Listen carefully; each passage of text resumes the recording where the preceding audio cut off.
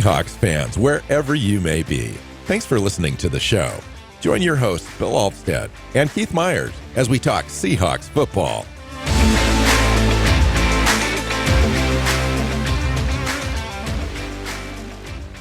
Hey, hi, Seahawks fans. Welcome back to another episode of the Seahawks Playbook podcast. I'm your host, Bill Alvstad, sitting down with co-host Keith Myers, here to talk Seahawks football. Got a really packed show for you today. We're talking about some updates on the offensive coordinator search that the Seahawks are going through now. We've got three names to talk about so far, and we're going to get into some awards that Keith and I have put together both on offense and defense for the season. And then we're going to give the rookie class some grades as we round out the show. Welcome in, Keith. How you doing? No, I'm doing good. Yeah, we got a pretty full show. Let's just kind of jump in. The offensive coordinator search has started with some names that you and I talked about, and there is kind of a trend here. So let's go ahead and jump into it.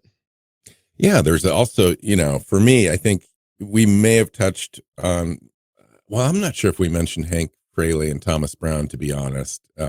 We did mention Kubiak. Those are the three names involved. Hank Fraley is the Detroit Lions offensive line coach. I think the most surprising name on a list that I was able to see. And but it's an interesting conversation to have regarding his interview process. Is it serious? Are they trying to figure out a little bit more about the Lions offense? Last year they interviewed Johnson. Obviously they're interested in getting a piece of that offense to have for this franchise. And I'm just really curious to know from you, good success. He was an offensive lineman, a center in the NFL for 11 years. Started up as an undrafted guy. Seems like the work ethic is there, the fire, the passion, the toughness, all the things you want out of a run game. Hasn't called any, hasn't been an offensive coordinator before, just an offensive line coach, which is fine. Mm-hmm. Those sort of situations work out once in a while. I'm a little leery just because of the way that we came out of the last coach, but it doesn't necessarily mean that a new coach without any play calling experience in the NFL would not work. He's got the experience in the NFL. That's the big difference between Grubb and Fraley. What do you think? Well, he's not just the offensive line coach. He's also the run game coordinator, which to me means that he's game planning. And so that's a good sign. You're right about play calling. That's a thing. But you got to look at the Lions and say they have been prepared for Ben Johnson to be hired away from them now for a couple of off seasons.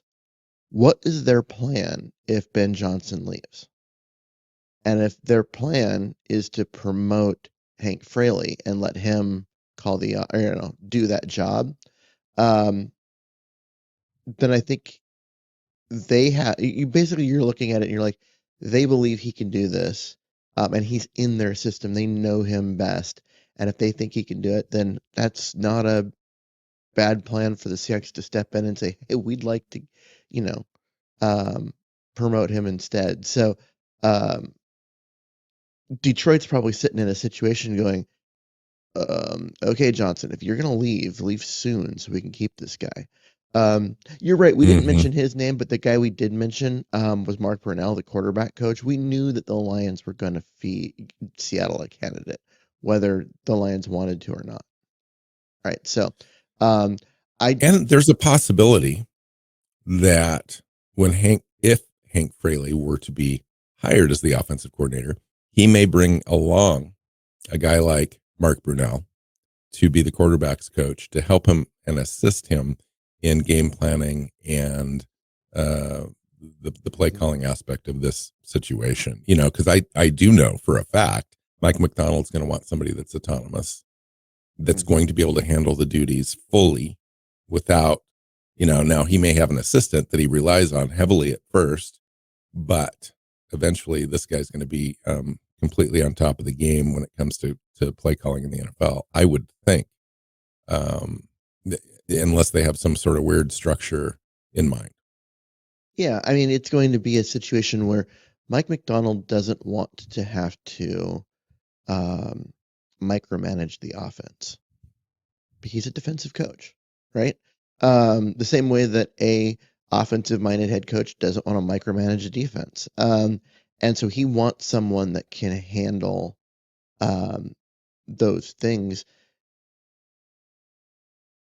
But if they still have Peavy there, who was the passing game coordinator for the Seahawks last year, and if he sticks around, I think that's going to be um, you bring in a guy like Fraley to fix the run game, and you've got a guy who's the passing game coordinator that you have full confidence in to keep that part together, and together those guys mesh and create an offense that's worthwhile. So, on a scale of 1 to 10, how comfortable would you be with this pick? Probably like 7. I like the pick. I like the idea of them going offensive line and running game because these are the things they need. But so much of it depends on um, can they call plays? Would it be an overcorrection in your opinion? No, nothing is going to be an overcorrection because I don't believe that you're going to go to, okay, now we're going to go to like Chuck Knox, ground Chuck. All you're going to do is run the ball. Um, because you're still going to have the weapons that you have. You're still going to have, um, the same passing game coordinator you had.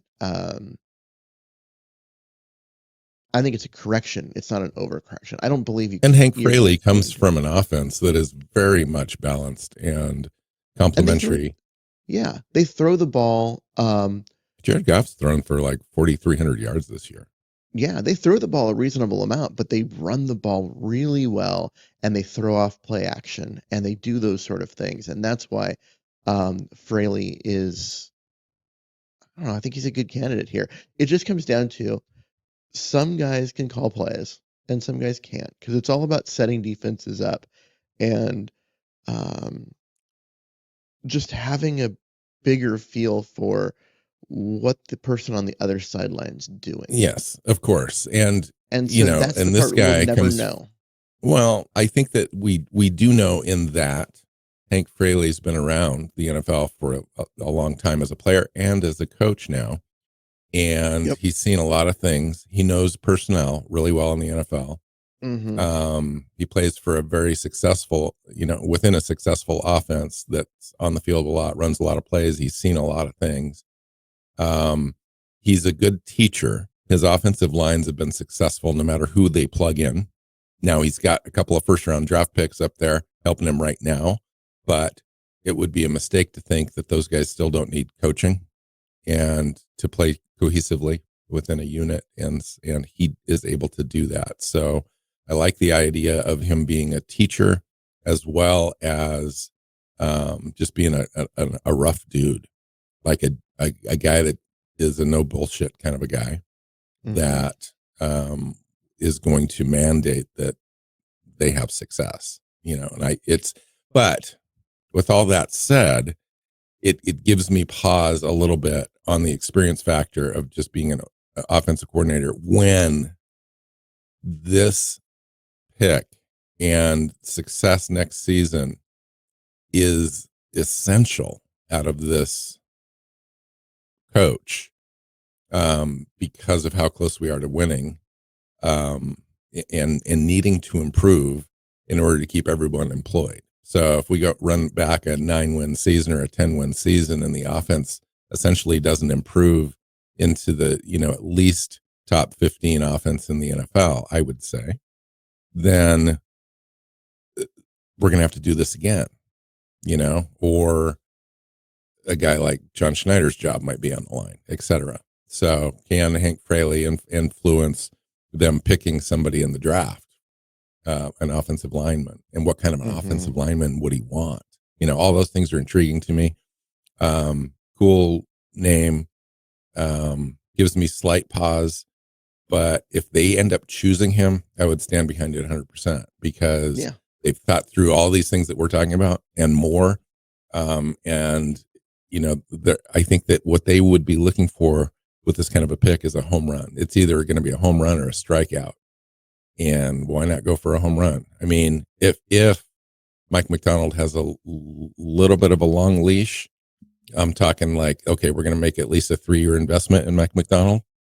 Why not go for a home run, a pick that really could work really well, and just be in line and in sync with his vision of what a complete complementary football team looks like? Or you're just going to run a retread out there. And so I'm not sure how long of a leash they have to work with. If they make a pick like this, it tells me everyone is job secure and they're going to try and knock this thing out of the park. So who else are we talking about, Keith? So the next one, let's talk about Thomas Brown, because he's a guy that, yeah, this isn't a name that I had thought of, but it makes a little bit of sense given his Sean McVay ties. But Mm-hmm. this is a guy that used to be, just a couple years ago, was thought of as like, this guy's going to be a superstar. Like, he's rising through the ranks fast. Everyone looks at him and it's like, oh, this guy knows what he's doing. And then he's ended up with Carolina and the Bears, and neither of those have gone great, but they've also been Yeah. really talentless. Like, Yeah, you got to go where the opportunity's rosters. at. Sometimes that's not a great roster. But yeah, no one was going to win with, Chicago's roster. Well, I think we need to But point out too that he started the season as the pass game coordinator. Shane mhm, Waldron was the offensive coordinator. Matt Uberfluss was the head coach. They get into November. They fire Shane Waldron. He assumes the the reins as the offensive coordinator, and then Matt Uberfluss gets canned at the end of November, and he takes over as interim head coach. yeah, And that's a tough gig, but he they goes thought from highly passing game enough of him. coordinator to offensive coordinator to head coach in 3 weeks. Yeah, they must have thought highly enough of him that he held the respect of that roster to make those moves. So that's a definite plus Hmm. in his box. But I don't know much else about him really. Former running back in the NFL, been around the league for a little bit, well respected around the league, and yeah, I'm just not sure. The factor for me on this type of a candidate would be, does Mike McDonald know him? Do they have a past relationship? Does Mike McDonald think that Thomas Brown is, has that background, has that experience with the balanced offense and creativity and all those sorts of things? Who would he bring in as assistants? Those are all factors on this, I think.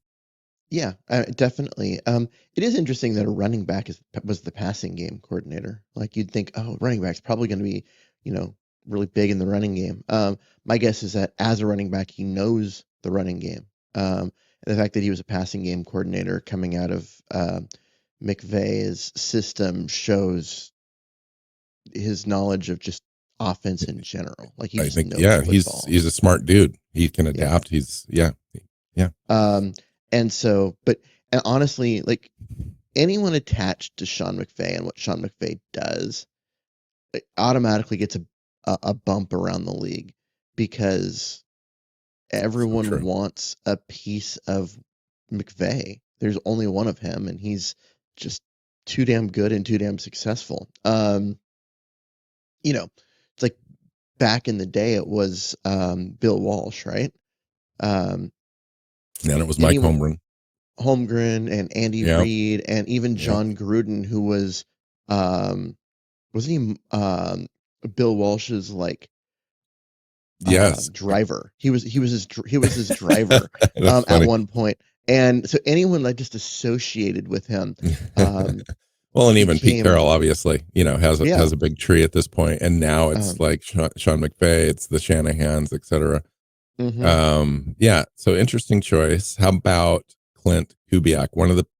Definitely one of the candidates that we talked about on the first offensive coordinator show we had Oh yeah, this last week, and in this is fact a was the fun. guy that I highlighted as being one of my top candidates that Me too. really interests me. So why So does he? Why would he be a good fit, Keith? um, it comes down to pedigree, and um, pedigree's different than nepotism. Just people will like some people will look at this and be like, "Ugh, I don't know," because he's the son of Gary Kubiak, who was um, a Super Bowl winning coach with Denver. He's been around the league. He was the head coach of Houston forever when they were somehow were good despite having Matt Schaub as a quarterback. Um, And he comes from that Mike Shanahan yeah. tree Um, again. and so yeah, so it's all of those things, but that's his dad, right? But I think one of the things that you look at with this is where he learned because he was a teenager, um, you know, learning from and doing random crap around a training camp, picking up balls and setting up cones and whatever necessary. Um, when all of this stuff was, all of the zone blocking stuff when it was first like being implemented and created and all of that, he was there watching and he was kind of a part of it. Now, was he the guy calling plays and whatever? No, he was a teenager, but he was still around it and knows it really, really well. And so I think that you have that aspect of it because you can't really talk about him without talking about where he learned Yeah. football from, which is going Well, to and I think be. the big, yeah, that background plus I think his most recent background in Minnesota really kind of completely formed his ability. Working with Mhm, Kevin Stefanski, now that the coach over at the Browns love to run the football. They want to get into that this offseason. I think Clint Kubiak would be a great fit for them on that, but that's a different story. But they created success there. I can't remember the other name we were talking about the other day. That's kind of in that same line of coaching. But he comes from an idea and a system of complementary football where running the ball is very important. They scheme well on the offensive lines, so he always brings a nice offensive line coach with him wherever he's going to go. That complements his play calling, and I think that it would be a fantastic choice because he's got the experience. He's been around for a long time, very well respected. Runs some key forward-thinking concepts out of the Shanahan playbook, um, and kind of is a nice combination of all the things. mhm. And I would say that would be kind of a home run hit if Seattle could. Now he's interviewing, where he's requested to interview. Haven't heard from New Orleans whether or not he's going to have permission to do that. The situation in New Orleans is that they fired their head coach during season. Everyone else on the staff is retained under contract, and so they want to hire a head coach now, and they want the head coach to at least have the opportunity to potentially keep Clint Kubiak as their offensive coordinator because he is coveted out there. There are teams that want him. He's a good offensive coordinator. So I would imagine their general manager is like, I'm not sure if we grant permission on this request or not. What do you think?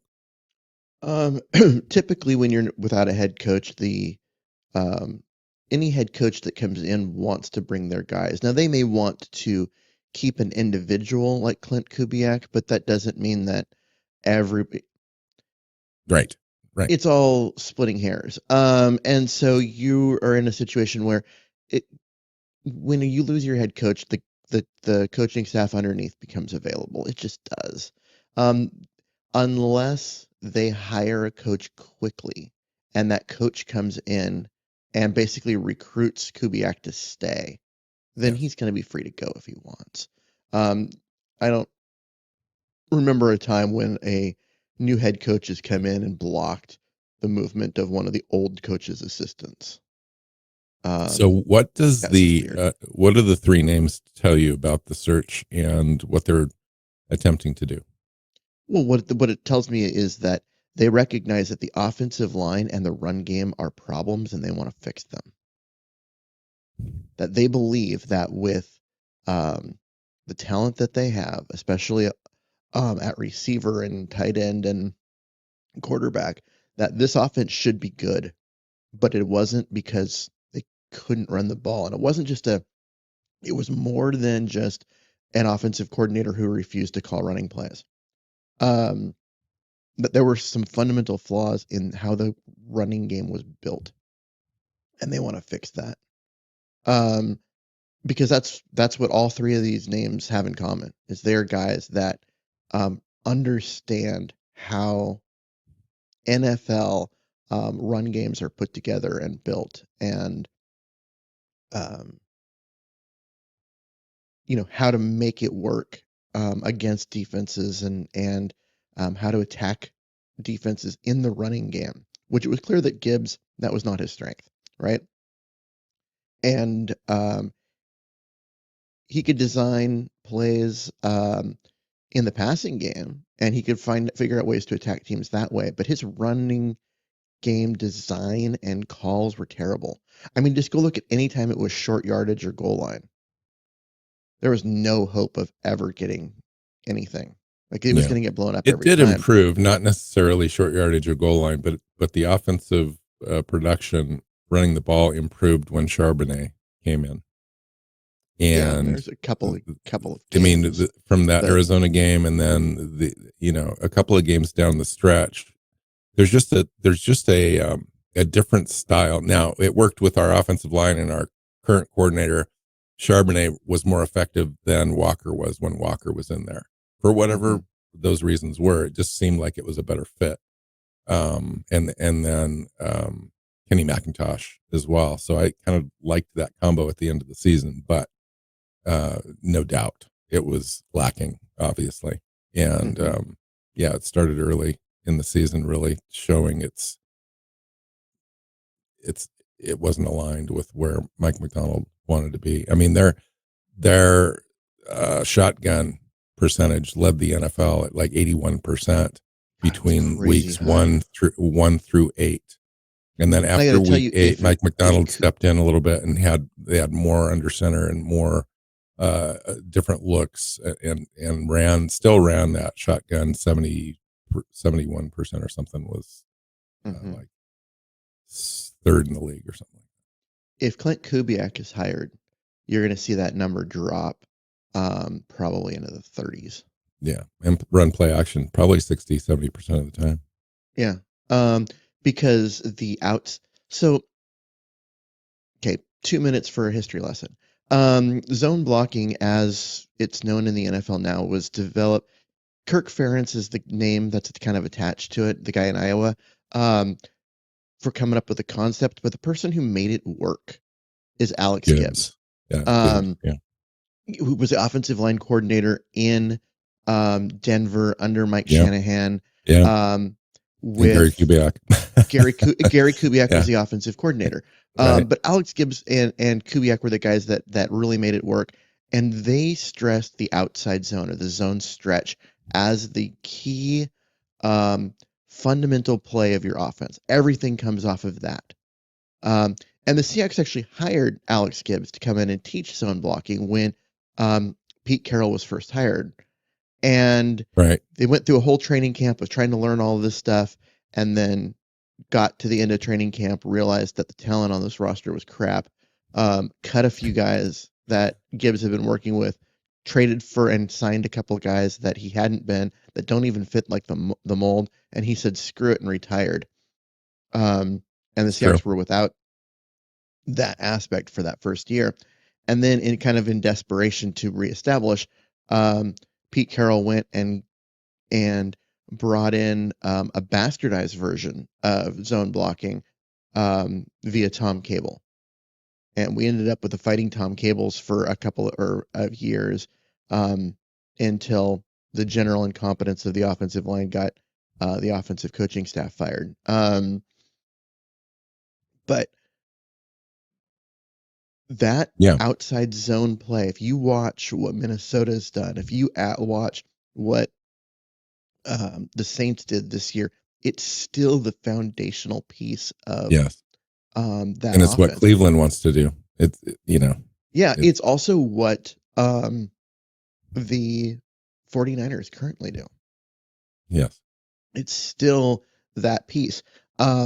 And bringing that to Seattle would be awesome. Like you'd see me jump up and down because Do we I have the learned personnel up front to do that? yeah, I learned all of what I know about offensive line stuff and whatever from Alex Gibbs. So I'm currently just um very much attached to that system. Just not because it's what because of that, or there's no loyalty, but it's just a matter of I've seen it work. I know why it works, and um, it's hard to do. Alex Gibbs said that you should spend about half of your practice time on outside zone, like all current training camp, the beginning of the season, all half of your practice time. It's you have to do it really well. You can't half-ass it. And Yeah. um, so if they can bring that to Seattle, use the pieces that they have to run it effectively, um, this offense could get really good really fast.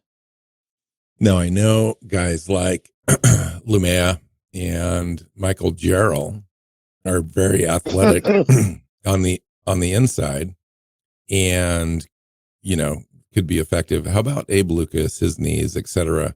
We don't know He's what we're going fine. to do at left guard. Go watch him pull in this, the last like 4 games, and you see him out front. Now there's no pulling in his own blocking scheme, but you just need to be able to move.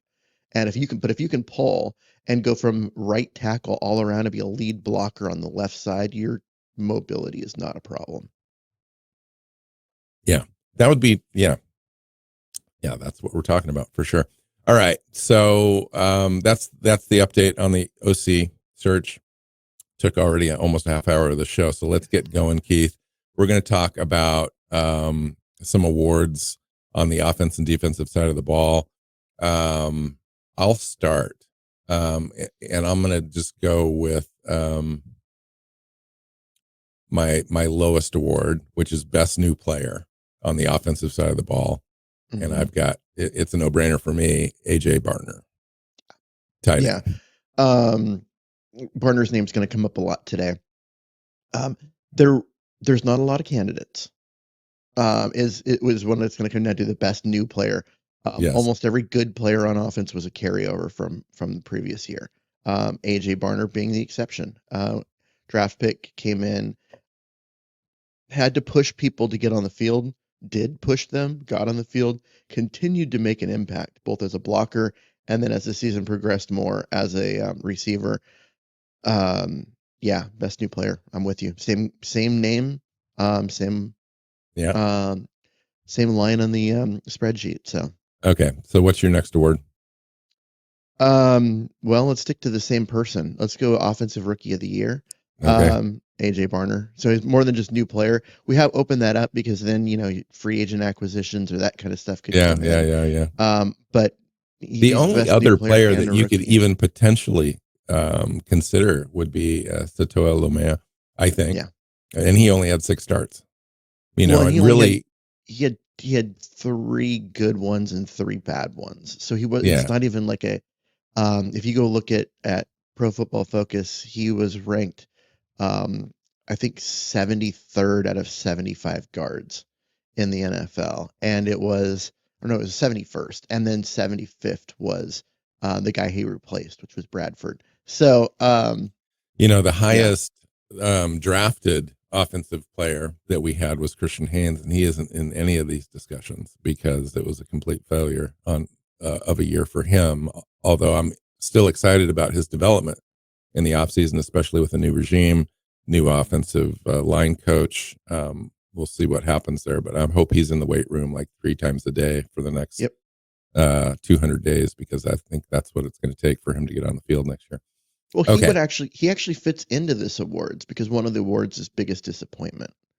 And for me, biggest disappointment was 3rd round draft pick Christian Haynes, who could not move a really bad guard off his spot to get on the field. And then when given the opportunity, because Bradford got hurt, he got beat out by a 6th round pick that was a converted tackle that also wasn't particularly great. Yeah. He was even beat out before that. He was even beat out by McClendon Curtis in training camp, which is not here nor there. That was in training camp, but it wasn't it. That was the first sign, I think, that showed that he was behind on progress, because the expectation was that Christian Haynes had enough experience at the college level, like 40 game starts, and played very well at the Senior Bowl, to come in and push for a starting role. I mean, that was the expectation. That was, in fact, that was almost he's going to end up being the starter. Yeah, absolutely. Because that would have made the offense, that would have solved a lot of issues if he played to a level where he was like the starter and nobody had to talk about him anymore because he was just plug and play. It really kind of set the whole thing back a notch or two right from the very beginning, especially after Bradford got hurt a little bit. Mm-hmm. No, Bradford getting hurt actually made the offense better. Yeah, because it did bring in Lou Mann, who was not good, but wasn't as spectacularly bad as Bradford. So right. There's that. Okay. All right, so let's back move on. Positive. So let's go. How about most improved player on the offense for 2024? So there were a couple guys that I thought I could go with, but I decided to go with Zach Charbonnet. I did too. Oh, really? Yeah. Charbonnet is a guy that didn't have a good average per run last year, and even at the beginning of this year, because he just didn't get on the field very much. When he started getting on the field, when Walker was getting hurt and he got a chance to play and really get into a rhythm, he really showed up. And the best weeks of Seattle's running game came when Charbonnet was the lead back and making it all work. And he looked explosive. He looked powerful. He's a guy that was like, guys are going to make business decisions about tackling him at times. Yeah. I like to see that. I don't know, even if improved line play comes into to play next year, I'm not sure that Zach Charbonnet's yards per carry average goes up much from 4.2. He's just kind of a 4.2 average kind of a guy, and there's nothing wrong with that in the NFL as long as you have a complementary back, a scat back, or a guy that can bounce, which we do, and so that ideally would work really well. It didn't work this year, but doesn't mean it can't work with a different play calling and scheme system. But yeah, now you could say, okay, JSN's got to be in that conversation, right? Most improved player. Well, if you go look at the last 4 or 5 games last year, or the previous year, 2023, JSN really kind of turned it on. It just kind of, that momentum stayed, and so he was already pretty good, right? And so it's hard to make that huge jump to most improved for JSN. But statistically, he went from being, the 3rd receiver on this team to being number one, set a Seahawks record for receptions in a season. Right. Yeah, I mean, as far as improved, it's pretty clear. But part of the reason why I didn't give him the most improved, because he was the other option. To me, he was the offensive MVP. Yes, and that's the final award the final award that we're going to do, but I want to do a special one. But yeah, okay. MVP, clearly, right? Like the offense was okay. You could say, okay, Gino, if he hadn't have thrown so many interceptions, Gino would be in that conversation too because of his completion percentage and Oh yeah. his yards and his impact on the game, and and he's the guy, right? The offense kind of revolves around him, but JSN just turned it up a notch from, like you said, the third receiver to the number one receiver, the clear seamless transition from Tyler Lockett to Njigba in that regard, and just really made the offense go when the offense had an opportunity to stay on the field and produce. He was the guy. I mean, he was very reliable. He didn't take any games off.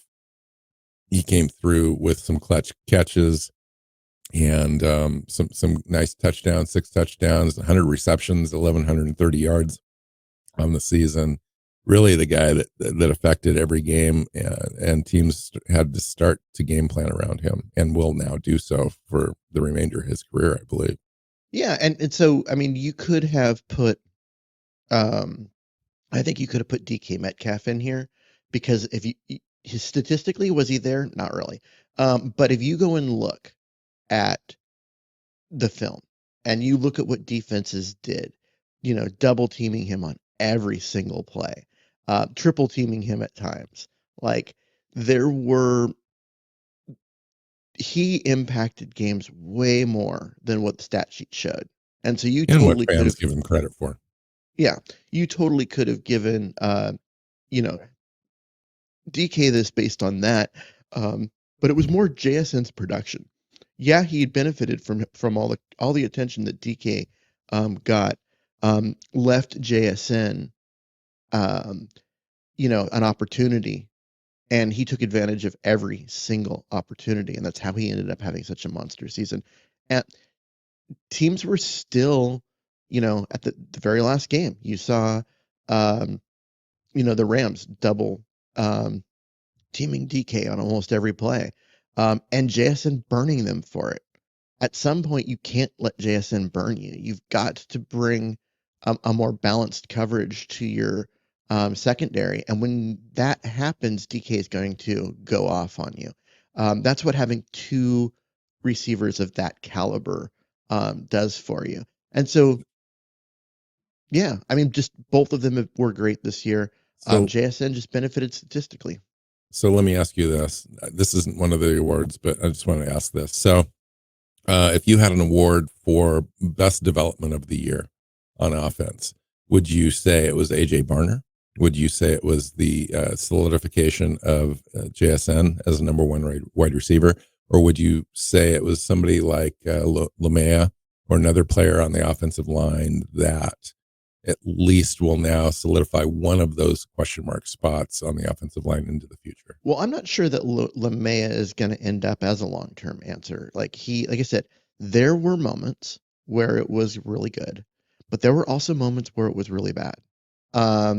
And a year ago, we looked at Bradford and we go, yeah, he was overall it was pretty bad, but there were moments where it was really good. So we're going to lean on the optimism side of things, and then it didn't improve. It was just terrible. And I don't want to get caught making that same mistake with Lamea, who was really bad at times. So I don't think that's a good development. And honestly, when it comes down to it, the development of an elite um, wide receiver, and I do mean elite wide receiver, is more important than the development of an all-around tight end.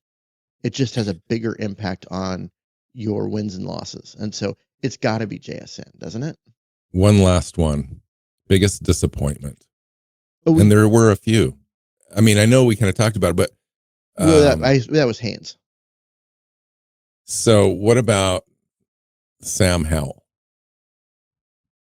Like a guy Um, where team traded for him, brought him in, looks fairly solid, um, and then doesn't really get any time, and then all of a sudden he's thrust into a game and he completely lays an egg. Like it's the worst quarterback performance you can possibly imagine having for any quarterback yeah, in that moment. he was like And what then he doesn't get any four of other 12 chances, and and so two interceptions. Yeah, there's no redeeming opportunity for him. He just sits there now with that performance on his resume, and that's it. Now what do we do with Sam Howell? Like you can't make a determination based on that. as to his future with the franchise, or even if he could be a franchise quarterback with some more development, etc. Um, what do you think of Sam Howell? Yeah, I mean, given Geno's play at times this year, it would have been nice to have someone who could push him.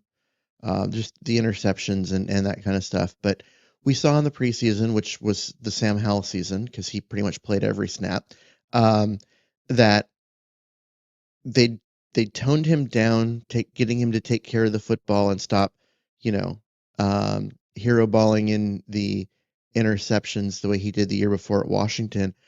But it also, by doing that, he took away some of the downfield parts of his game, and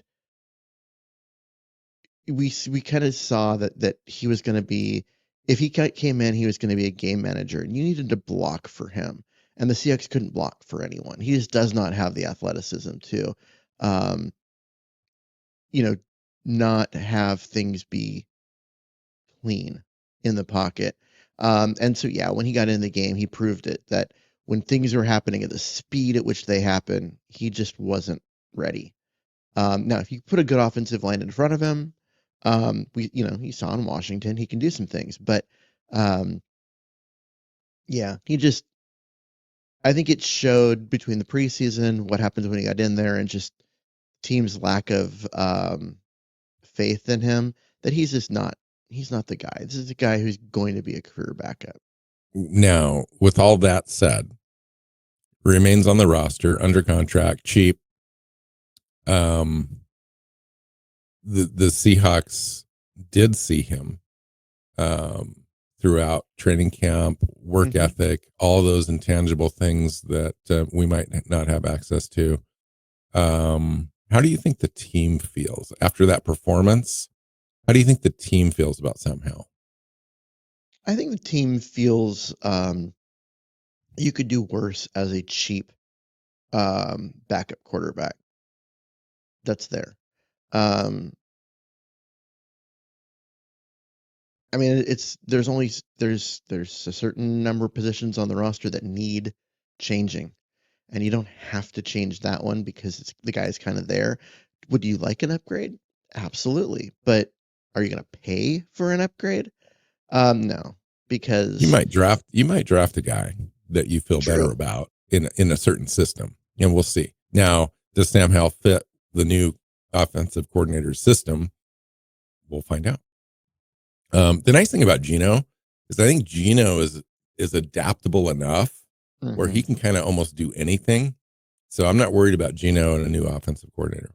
Yeah, I'm not either. I mean, it is one of those things. It's a little weird in that there is a there is a talent level where um, you can plug a guy in and know he's going to be successful. And Geno reaches that.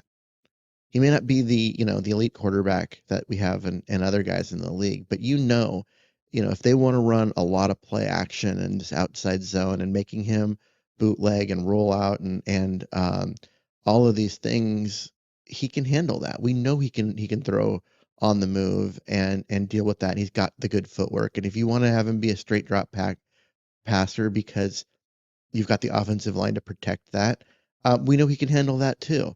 Um, I do really want to have an opportunity to see Geno Smith in an offense with at least a league average offensive line, because I think that Geno ends up being more than what we've seen him. At least I feel like like the turnovers would go down and the touchdowns would go up, and the third down conversions would increase, and all those sorts of things. And I think it would just be it would be the ultimate look at what Geno Smith is, which I don't think that we've seen completely. Okay. For me, I had a final award that I wanted to put out on the offense, because I think it's one of those things. Career Achievement Award, mhm. Tyler Lockett. Yeah, I And the mean, only reason I wanted to you do this is included because I that want to talk entirely about because Tyler it's Lockett. yeah, like when you gave me the list of things and the career achievement was on there, I'm like, oh, this is the Tyler Lockett Award. Um, And it has to be because, we may have seen his last game in Seattle, Unfortunately, that's just the way contracts work. His contract and cap number are untenable in 2025, and he may be back, but it's going to take some give and take on both sides for that to Mhm. happen. So I thought we'd He's just gonna spend a he's minute gonna and have to talk take a about him. massive pay cut. Yeah, And the truth is, he just wasn't effective this year. This was more. His number drop was more than just, oh well, he's now the third receiver instead of the second. You go watch him, and he doesn't get separation like he used to. Um, there were opportunities for him to catch the ball through contact and the way he used to and didn't. You just can see that the wear and tear of the NFL game on his body is starting to show. And it sucks. I love Lockett. He's been such a good Seahawk for so long. There's a reason he why did he's number. finish. He did Say, finish the season 49 receptions, 600 yards, couple touchdowns. That's good, decent performance from your number three mhm. wide receiver in most seasons. I think Yeah. started the season stronger than he did. He finished it, He's but also he's making number one wide receiver money. $31 million next year if he Yeah. plays. So I love Lockett. Like I said, he's second to Steve Largent in a whole host of receiving stats.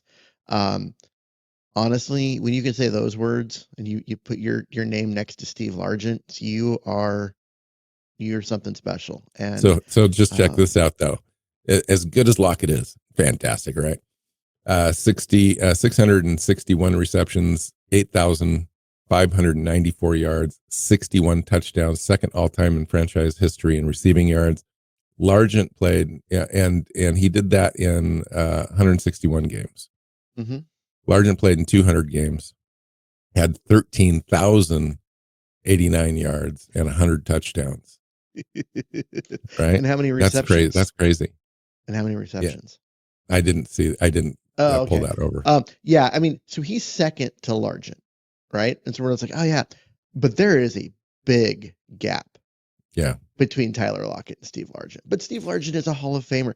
Steve Largent held a ton of records that Jerry Rice broke as far as NFL Yes. records. Yeah. When Um, Largent retired, he led the NFL in history with with yards at the yards, time receptions, and receptions, touchdowns. Like touchdowns.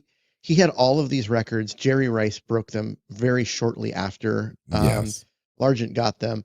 Um, but that's the territory that Steve Right. Largent was in. So, um, Yeah. Second in franchise history. That's great. A mhm. lot of players on that list over history. You've got Brian Blades, Doug Baldwin, Daryl Jackson, and now Metcalf currently going. Bobby Ingram, Joey Galloway, John L. Williams, Corin Robinson. John L. Williams is interesting because he wasn't even a wide receiver, but he's got a he was a lot of. he was a He's fullback. he's What got that 4,151 reception yards as well. it's interesting because his name he is he's listed as a fullback, but he should be listed as Swiss Army knife. Yeah, Most versatile player I think I've ever seen. So love that guy. yeah, yeah. But so it's a great list, and I think if DK were to get another contract, he'd be up there, Yeah, really he will close to be. where Tyler Lockett is by the end of his run. Hmm. And so anyway, I just wanted to take the time just to acknowledge him and appreciate him. Came in from Kansas State, in the what it was at the third round, 69th Third pick round pick. overall in the 2015 draft. The interesting tidbit of information: he was drafted in the same draft as Leonard Williams. Just to put that out there, Yeah. kind of interesting. He was drafted to be mostly a punt returner. They thought he would be a Kick punt returner, yeah, returner because they desperately wanted to improve special teams play, punt returner, maybe kick returner, and he and was then an underdeveloped wide receiver. and kind of a gadget player. Like Mm-hmm. that's what he was drafted as. Um, and they Well, said, he's but he got 5'10", 182 pounds. I mean, this is so when Seahawk fans look at the wide receivers in the draft, they cringe at players that are 180 pounds, or 5'10". It's like they just don't realize that we've had that player on our team for a long time, because Tyler Lockett just plays bigger than his He plays size, so or much bigger had. than he does. Yeah. Yeah, Um, Drafted as a punt returner, and coaches said at the very first part that they drafted a punt returner and got much more than that. And they realized that as soon as they got to camp, it took him a couple years to really explode, because he broke his leg 1 year, and just there was right. other players and just integrating, and he was the punt returner. But once he exploded, it was just back to back to back 1,000-yard seasons, and um, that's hard to do in the NFL. It's hard to Should do. we move Talk on to the about defense? transition. Yeah, talk about transition. We went from Doug Baldwin to Tyler Lockett. So And that now was we're one going of to go those from things Tyler too. Lockett to JSN. Yeah, The Seahawks have had this kind of line of really good, possession slot receivers, that can rack up the receptions and yards, and good. They need it. yep, yep. All right, so defense. Which award should we start on? Let's start with I think there's going to be some disagreement on this one. best new player. Okay. Okay, Um, I put Ernest Jones, I put Ernest Jones, and I and don't know that there could be any other choice, Tyrese just Knight, based on impact. Who? Tyrese Knight. Yeah, true. I'll give you Um, that. but yeah, Ernest Jones, he wasn't even here the whole season. He Right, came in 10 games. mid-season, and as soon as they plugged him in, it was a major difference for the entire defense. I'm very disappointed that he's basically said that the Seahawks have been trying to lock him up long term, and he wants to put a pause on negotiations. Wait until free agency starts and see if the market dictates Yeah, I a don't think bigger that they're number. going to wait. I don't think it's going to be that long. I don't think they're very far apart. I think they're looking at some guaranteed type things, um, which is Well, the difference at this this is what point. he said. He said he wants to put a pause on negotiations to let the free agent market open up, not to um, that he wants to leave, but just that I think it's his agent and Schneider disagree with where the market's going to be, and they just want to see if the market's high, if the market for his services is higher, well then the Seahawks have to up the offer. And if it's not, if it's where Schneider thinks it's going to be, then they'll sign it. I think it's just a matter of they're making assumptions about the market, and Jones's side is like, you know what, we don't have to do this now. Let's see what the market is, and then go, and then figure it out. And That's so pretty savvy. it is. It's not. It's disappointing to me because I want him locked up. I want that part done, because he's so important. He's so important to everything they're going to do going forward. Yes, I agree, and it'll get done. It's one of those things where it'll get done. Hmm. It's not to me. It's not even a question. It would be complete and utter failure of the front office if this does not get done. Hmm. But I'm pretty darn confident they usually get these things done. Yep. So It's like Leonard Williams last year. They knew they wanted it done. Everyone wanted it done. Both sides wanted it done. It took a little longer than everyone wanted, but it got done, and he's back. He was back. So it's going to right, be. I honestly feel it's going to be the same thing with Jones. Let's do rookie of the okay, year. okay. Is there Rookie any of the year. Tyrese Knight? So I had two candidates, Yep. Tyrese Knight and Byron Murphy, Mm-hmm. and I went with ultimately Tyrese Knight. So we did. Now you I could thought make a for sure you serious were going to argument for go. Murphy. You could. Murphy's contribution doesn't always stow. It's what happens when you're an inside defensive lineman. Um, some of your job is to eat blocks. Some of your job is Yes. to um, make it possible for your teammates to make plays. Here's the Um, deal with Byron Murphy. So Tyrese Knight had 9 starts. Murphy had 11 starts. Murphy missed a couple of games. Tyrese Knight missed games because he was essentially inactive. It came down to how much did each player affect games for me, and you'll never completely really know what you just talked about with Byron Murphy, how he completely affected games or changed trajectory or made even Ernest Jones' job easier, or Leonard Williams get that sack, or whatever it was, right? His impact is hard to gauge. He ended up with half a sack, 44 combined tackles, and 2 tackles for loss. Those stats don't tell the tale, though, of his impact. Tyrese Knight, however, you can really see how he impacts the game. Ended up with 88 combined tackles in 9 starts, Yeah. uh, 4 quarterback hits, 1.5 Essentially sacks, fumble half a recovery, 2 pass season, defenses. Right. essentially half a season, and he had 88 tackles. Yes. Like that's, do the math, right? Right. Okay, it's slightly more. It's 55% of a season, Well, but in 10 um, games, Ernest Jones had 94 combined tackles. So literally now Ernest Jones, if you carry over the Titans stats, had over 140 mhm, combined tackles. But so he was on a trajectory that was equal or better, slightly better than Knight. And Knight had this most amazing year, especially for a rookie. yeah, Just really that combo now. You can see Ernest Jones and Knight being the steady force uh, inside linebacker combo that we'll have for the next 6 seasons. Like yeah, it's just that's the way it's going to be, and it really solidified, and so he was definitely the rookie of the year on defense for me, just from an impact hmm. standpoint, and But yeah, but and the Murphy idea that deserves spot is held Murphy down now. does deserve the argument needs to be made for Consideration, him. I think he comes up just yes, short of I Knight, do too. but the he is And in the I'll be honest. conversation. Oh, here's a factor for me, and I'll be honest. It's like, what was the expectation um, of being drafted in draft position? It's like Murphy was drafted In the first where the round. Seahawks drafted in the first round. It was defensive player of the year, rookie of the year on defense. These are things were kind of bantered around. The most impactful defensive lineman drafted, and whatever. And then here's Tyrese Knight. Well, he might be overdrafted, in the 4th round. What are the Seahawks thinking? We're having to make excuses for him, saying Mike McDonald just wanted to get his guy. He's a tackle Yeah, and he machine, but at the second, UTEP, whatever.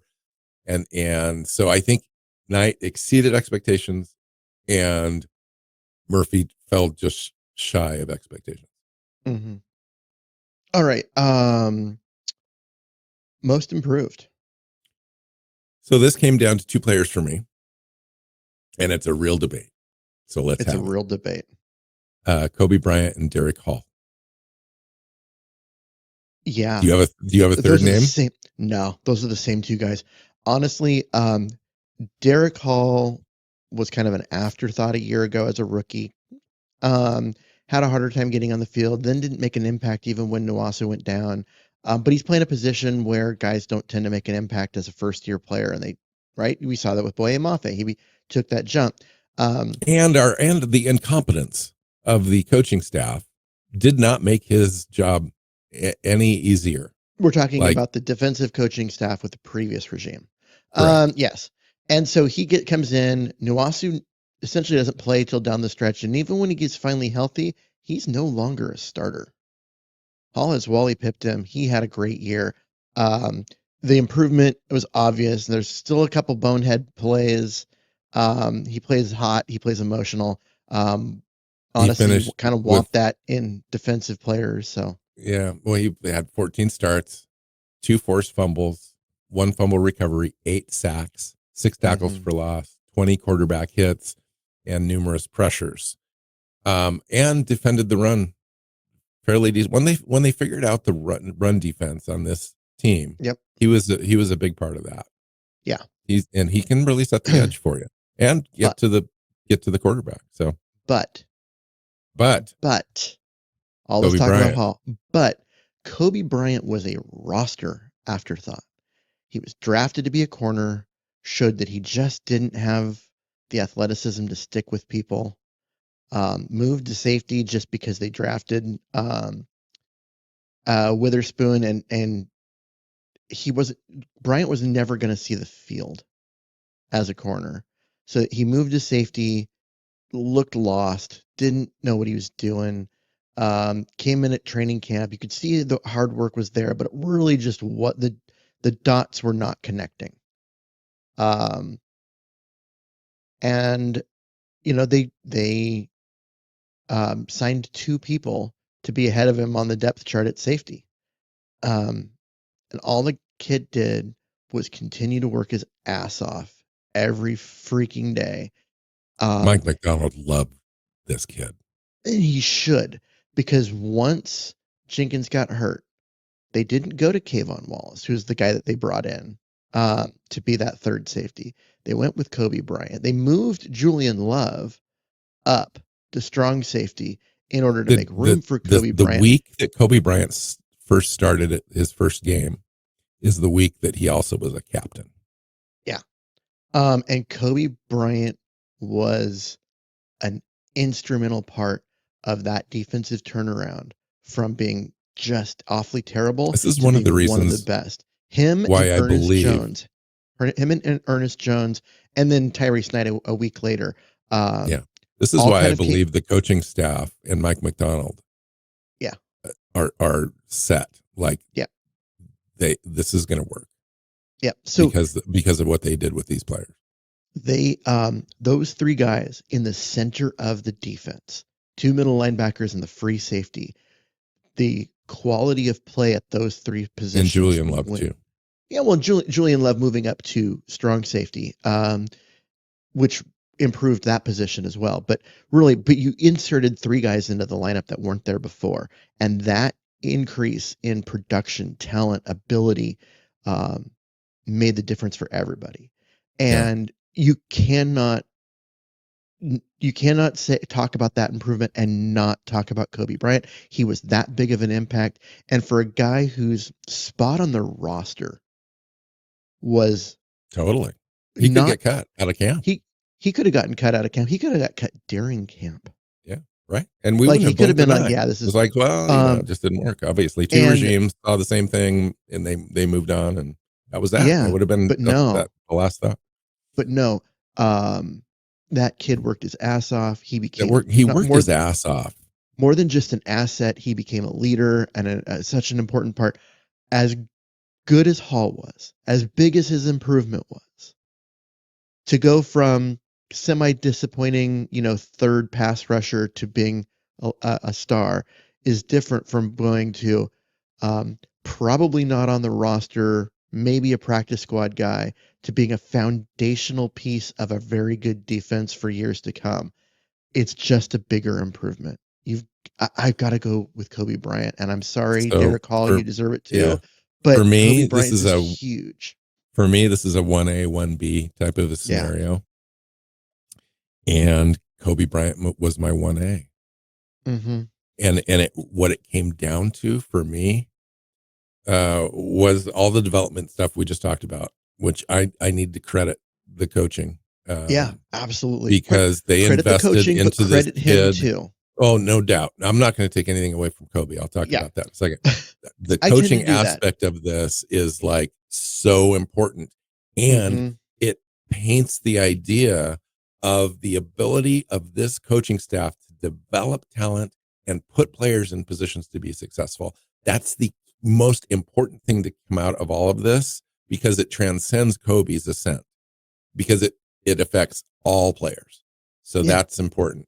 Kobe is my 1A because of one aspect of his game: tackling. Because he was god Tackles awful at tackling a year ago. 73 combined tackles, one forced fumble, 6 pass defense, that pick six, 69-yard pick six. All those things were impactful, but his ability to come up and make sure that his position, what the area he was responsible for, nobody got behind him. He was sure tackler. He didn't have a lot of missed tackles. Now, if you go look in seasons past, you'll see some missed tackles in there. Some things, some places where he took bad angles. All that kind of stuff was corrected this year, Keith. You go to last year. It's not there were some missed tackles. It was like, oh, he occasionally made a tackle. There were more missed tackles than made tackles in previous years. That's true for He the was entire defense, Keith. he was I really can't just put it on bad him. at tackling, and he was not this year. Like I said, there's no aspect of his game that did not drastically improve under the current regime.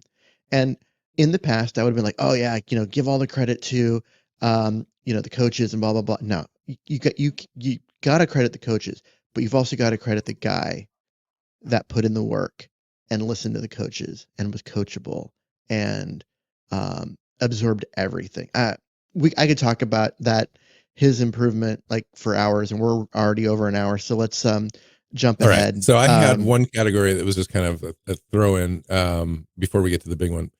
Defensive play of the year. Did you have anything for this, or is this something I just made up? I can't remember if I How gave you that. You didn't, but just off the top of my head, how do you not have a 300-pounder taking a 92-yard pick six, Yeah. the longest play by a 300-pound player in the history of the NFL? How is that not the defensive play of the How year? is that not the defensive play of the year? That is the question. That is the Absolutely. NFL's defensive play of the year. That was an amazing play. And I just had to create the category so we could talk about the play because that was such a great play. It was one of those things where it was against the Jets, right? And so it was against Yeah. his old team that added Mm-hmm. to the factor, the pick six. It's like, and then watching him run and the athleticism on display and his teammates coming, they're rallying around him. That play literally won us that game because our offense didn't show up that day again. Mm-hmm. And just love that. And I'm glad it happened to Leonard Williams because he works hard and makes that happen. Like that's not by accident. He and the scheme design and the play design, the concept around that play was total Mike McDonald signature. Yep. So,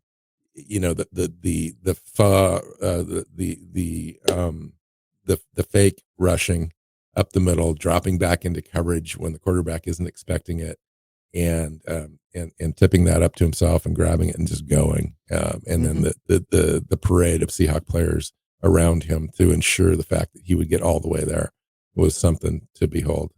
Yeah, The, he wanted to hand it off, and they were like, "No, no, go, go, go! This is yours." yeah, They let him have it, and then you see him sucking oxygen, with the mask on the sidelines, which I think is even funnier. But you're right.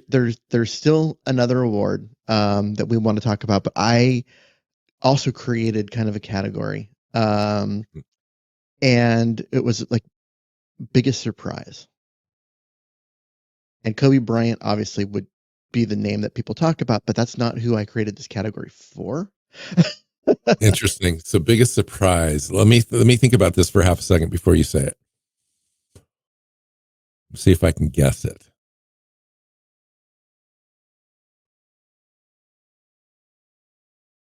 I can't guess it. Okay, your half a second is up. Josh Joby or Josh Job. Um, Undrafted practice squad guy gets thrust in there for because of injuries as a Trey Brown injured. Yep. slot corner. Looked awful for that first game. You're like, how is this guy Yeah. even on a And the roster? coaches were like, kind of pushed back on it.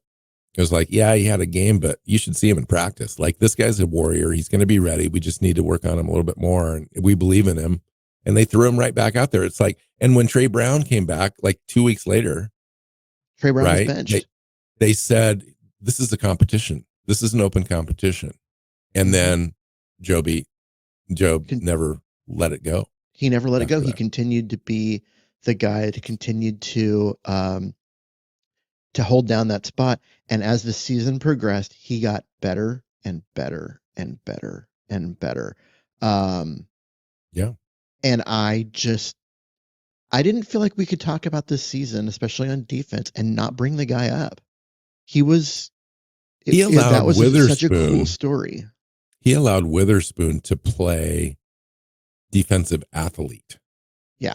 More Because you didn't have to have Witherspoon in coverage on their slot guy every single play because you had Right. someone else capable of holding that Yes, down, and they can move Witherspoon around and do all the fun things that you can do with a guy like Witherspoon, exactly. because And he Trey Brown, had. for whatever reason, just did not have a season. Didn't come out, didn't perform, didn't look like he did in prior years. And I'm not sure exactly what's happened there. And Woolen struggled a little bit. We can talk about that. But the ascent of Job to be as competent as he was. Now, can I say that they could potentially upgrade that position? Yeah, I would look for them to probably draft a corner in this draft, to be completely honest. But Yeah, but I think if we they're were to gonna. run it back the same with the same guys, I would also feel the top three guys. I would feel like the room is fairly settled, and we could add a guy for depth.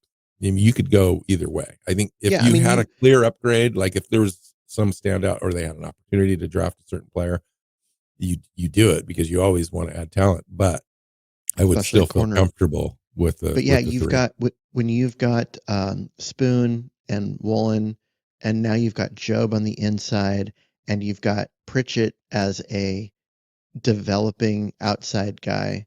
I'm still not sure about him. He was out there a lot the last couple of weeks, made some plays. Um, but I think, yeah, I think that position group is missing a guy because you can't go. I mean, there's a reason why Artie They're, Burns keeps ending up back on yeah. the field year in, year out, even though Well, they and Trey keep trying to Brown's an move on from him. unrestricted free agent. I think they need to move on. So Oh, I think yeah. that's why Well, they need an yeah. upgrade there. So, anyway, I just thought I wanted to make sure that we talked about Josh Jobe in this show. Just I think he deserved it. Um, who's your Defensive MVP? MVP. Defensive MVP. It has to be Leonard Williams. No, it doesn't have to be Leonard Oh Williams. my gosh. What? You've got another one? Well, okay, no, it is Leonard Williams, but it doesn't have to be Leonard Williams. This was it. There were two names. It was Leonard Williams or Ernest Jones. There's a Leonard Williams was here when the defense was terrible. It was when they got Ernest Jones that the defense became really good. Yeah. But I had a clearly now he just got snubbed for not only the Pro Bowl, but How as an did he all not make the pro. Pro Bowl? Oh my Right. freaking God. Right. You Right. look He at got snubbed for the both, but also all pro, even second team or whatever. It's like Leonard Williams for me. Now I get it.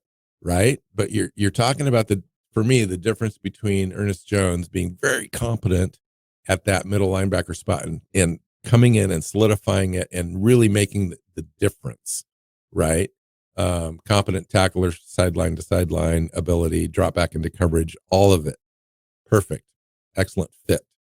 But Leonard Williams was extra, like extra special, had a career year and an 11-year career, 11 sacks, 64 combined tackles from the defensive tackle spot, that's a 16 huge number of tackles for tackles. loss, 28 Mm-hmm. quarterback hits, numerous pressures, beyond like 40 some odd pressures. And a 92 Um, yard pick six. and right. Like, come on, Leonard Williams. No, yeah. I mean, like I said, it is Leonard Williams. Absolutely.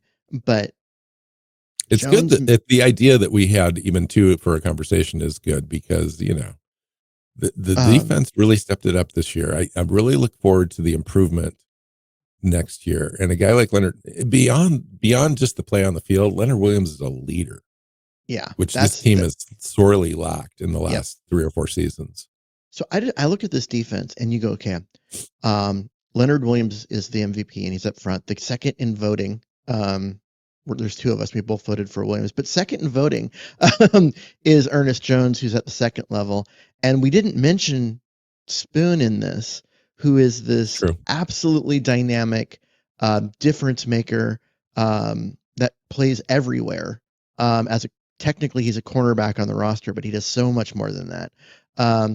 And then you've got Byron Murphy next to Williams as this up and coming guy, rookie that's going to make this huge jump going into next year. And Kobe Bryant, quite honestly, had a season where, there are certain years where he's the best player on defense.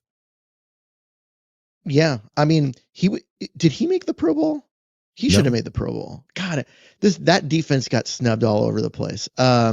Leonard Williams, which is fine. Let him be snubbed. I don't want to take anything away from the players, but if they're going to have a chip next year, on their shoulder, let them. Yeah. Well, because look at what happened. Like Leonard Williams had a monster a game, and they gave NFC Defensive Player of the Year to Kobe Kobe Bryant. Bryant instead of him, and Right. he was pissed. Not that Yeah. he wanted to take anything away from Kobe Bryant, but just he was pissed that it wasn't him. And he came out the following week and forced the NFL to give him the award. That was the week that he Yes. had the 92-yard pick six, and I think he had 3 sacks to go with And it. Like, he just finished the month as NFC Defensive Player of the Month yeah, I mean, as you well. got to. You put a chip on that guy's shoulder, and you're gonna wish he hadn't if you're another team. Now, based on his age, I just hope he comes back just as hungry next year and so forth. And I think he will. I think he sees the opportunity in the development of this team and the defense in particular to be a difference maker, in the NFC. And so he could play a really nice piece I just like in that. I like the foundation of what they have at defense. Just like I mentioned those 4 guys, Kobe Bryant you have in the back. We didn't even talk about guys like Jerron Reed that are good and Had a steady great year, I and had think. a great year. Or Yes. Boye Mafe, who is just on that cusp of having a breakout year where he has 13 sacks, And type of Nuasu thing. didn't play at all, and he's going to be a contract situation this offseason, unfortunately. But, that could have been a missing piece that really put us over the top, Mm-hmm. if he was healthy all year. Yep. Yeah. And then if they can figure out how to get some consistency out of Reek Woolen, because when he's Mm. good, he's great. When he's good, he's really, really great. Talk about a But guy that he's not divides always the good. fan base. Yeah. There are fans who want to ship him out or definitely diminish his role. And there's guys that completely believe in him, and he just needs a little bit more coaching and to be a little bit more consistent. So I, I don't know what camp I fall into, to be completely honest. his It's like, highs, his can you highs are get so anything high. for Tariq Woolen? Can you get a 4th round pick for him? I Oh, don't know that you want to. absolutely. It's so Yeah. inexpensive. You run him back next year and then you figure it out. His But his highs are so high. Unfortunately, his lows are pretty low. The consistency isn't there, but you get a lot more good than you get bad with him. A I lot think more the good. answer is So, you probably, quite honestly, I think you draft a corner in the first 3 rounds and have a little competition in there for him. And I think that would bring out the best in him. mhm. At least you would want that to happen. And if not, you've got somebody there that's ready to go.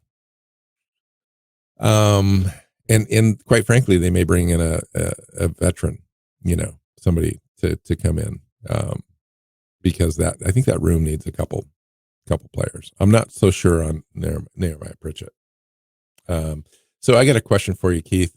We could turn this into a longer show, and we've got some fans of that in our fan base, our listener class, if you will, that like us to go on and have these long things, or we can run back a show on the rookie class grades. I think we should run back a show in the rookie class. We're already at an hour 20. So, Okay. and I I have think, to say I'm slightly disappointed at that answer, but I'm gonna abide by that. sorry I feel everybody like if you I were feel looking like for we're on a that, but roll. I feel like we're we on a are. roll. But let's wrap this up, and Okay. we'll come back and talk about the rookie class next time. All right. Well, you ruined my entire schedule for the off season. Now I've got to rewrite it. Perfect. Excellent. I have done my job for today. All right. Fun show. Lots of stuff. The OC search will continue. We will update you accordingly as things happen. And then, of course, when that hire happens, we'll have tons to talk about around that. Thanks for coming on, Keith. I appreciate spending time with you, talking Seahawks football for sure. You can find Keith on Blue Sky at Myers NFL. You can find me at Blue Sky at NW Seahawk. This show is Seahawks Playbook Podcast. Find us on your favorite podcast platform, our YouTube channel. Hit the subscribe button, share it with your friends, family, and other fans and leave comments. We enjoy those. At least I do. I get on there and answer those. I try to get Keith involved, but what can you do?